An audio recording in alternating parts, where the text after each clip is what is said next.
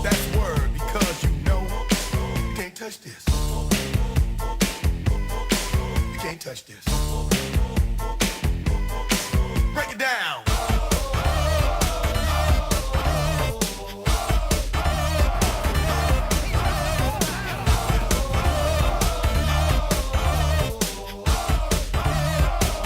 Stop. Hammer time.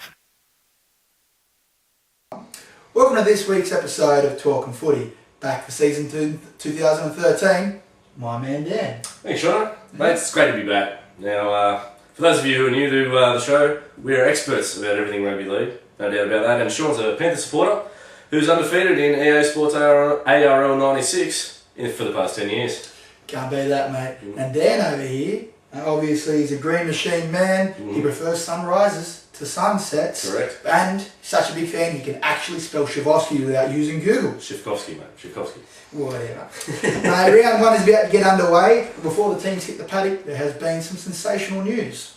Right, you're right, Sean. Ben Barber has been stood down by the Bulldogs indefinitely for breaching their code of conduct. So Greenberg came out the other day and handled it quite nicely, actually. They've been quick to act, and hopefully the human highlight reel that is Ben Barber will be back on his feet and back on the field in no time. Yeah, hopefully fingers crossed for Actually, him. in the paper this morning, it looked like he was going alright, but it's still going to be a couple of weeks before he comes back. Yeah, good luck to you, mate. Obviously, hope for the best. Yep.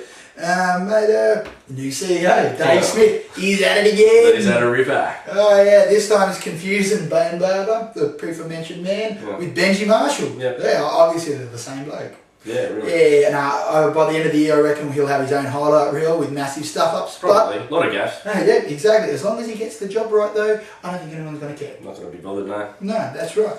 Well, fate has smiled us this weekend, my old friend.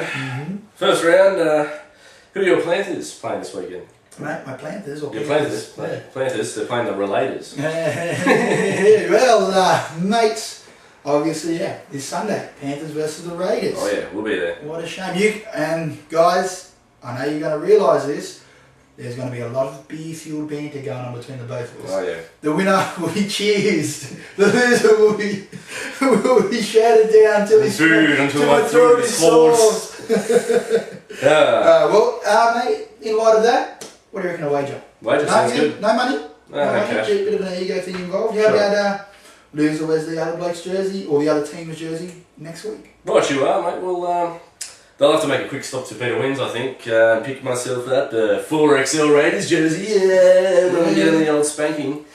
The camera's going to give the Panthers this week. Mate, the only thing, if you can be spanking and using that to I'm going to just take the high road on that. Yeah, right. Taking the high road. Yes. Moving right along then. Moving on. Mate, it's actually time for a bit of viewer feedback. Mate, the new pre-season Nines tournament has been all over the back pages, been splashed all over the news. And this has led to one of our loyal viewers coming to me with an idea.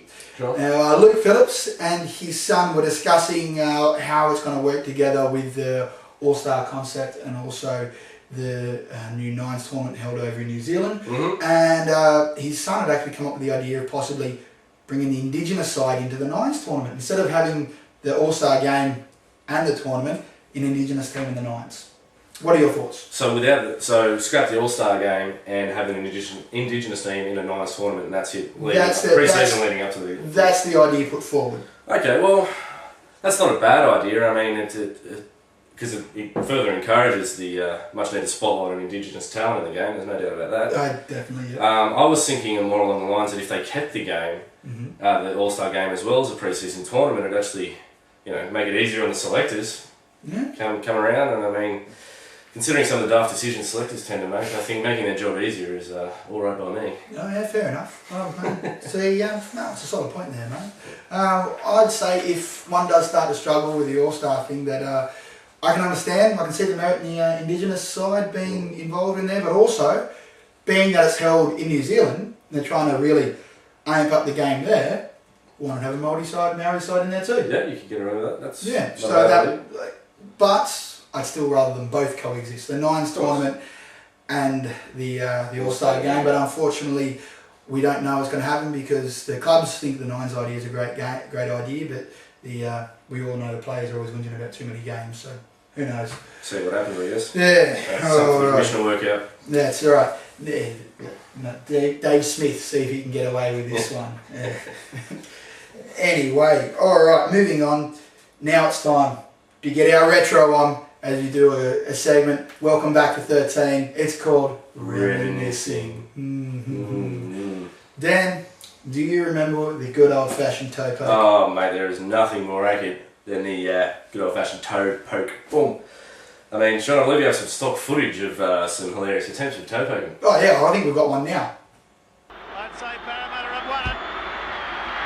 He's missed it. Oh, what a shocker. Terrible shit. Mate, it's a damn shame that style has gone the way of the stand bucket. That's true. Imagine how many points, Cronin, Mick Crow, or Mal Meninga for that, could have accumulated if it wasn't for their shit house kicking style. True. Well, anyway, moving on. This week will be the first games contested where our beloved shoulder charge has been banned.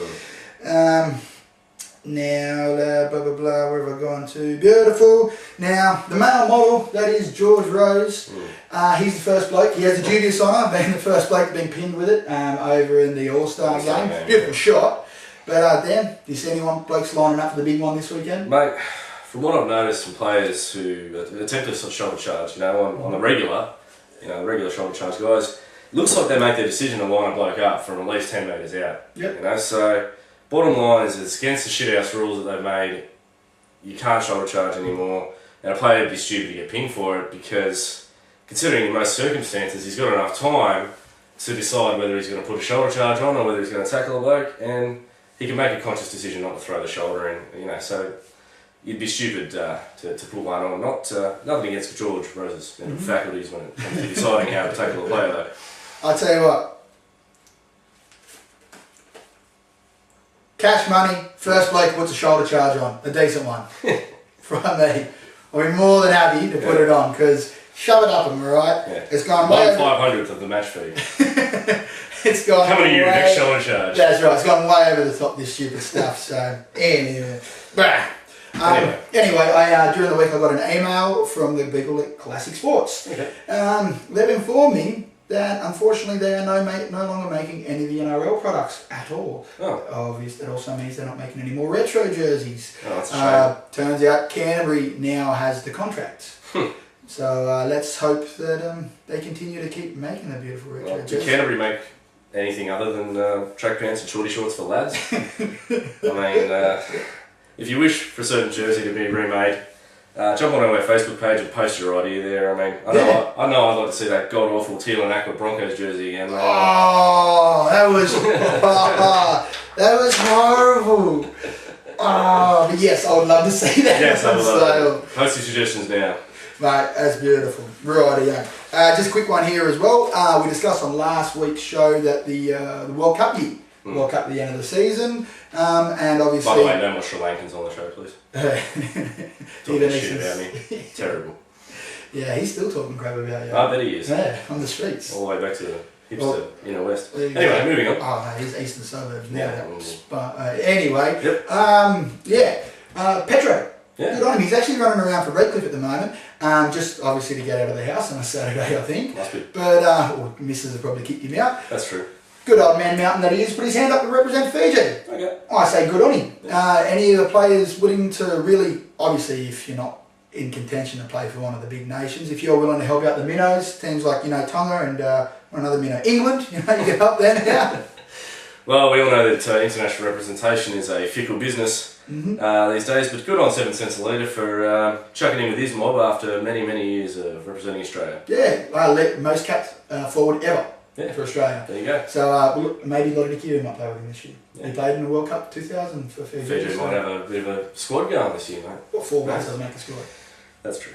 Yeah. Anyway, well, it is a well-known fact that picking winners. Great tipping a winner for round 1. It's harder to pick than a broken nose. So, mate, we're still gonna have a dig. Dan, what do you got for me? Mate, I was looking at the draw lineup, and believe it or not, I think Parramatta are actually going to stop sucking for a while. Front up and stop sucking, and this season at least for a little bit. And I reckon they'll get up over the Warriors at Parramatta Stadium on Saturday night. Doesn't surprise me. Sean Johnson's out. He's out for a couple of weeks at least. They're going to trial the new bloke. Whatever his name is running around. Either Peter Godnet Thomas Luai's come back from England, and also Harry Saker, the former Panthers halves over there. So they got some depth, but we'll see how they go. Oh, and we'll see how Parramatta go under Ricky Stewart for the first time. So proper games. My hot tip for the week, nothing crazy here. Melbourne 1-12. So against the Dragons. Real risk taker, this guy. Yeah, I'm really rolling the dice on this one, mate. Put a bit down on it, should be able to get a decent return. Alright, well that just about wraps things up for this week. Don't forget to go to www.talkingfooty.com for all your rugby league news. They even cover those other useless codes. Sure, get into it. This episode was brought to you by Joss Services. For your security needs, and the eBay store Phillips79. All footage you see on the show is courtesy of his fantastic library. Yeah, it's brilliant. I've got a plethora of his DVDs. Plethora, nice one. There you go. I was reading the dictionary before. The dictionary? Yeah, turns out there's every bit. Yeah, that'll do it. Great to have you back, mate. Yeah. Thank you so much. Good. Yeah. Good luck to everyone's team this week, except of course this dickheads. Yeah, and this dickheads. Yeah, tune in next week for the return of everyone's favourite Who's Shit House and Who's Shit Hot.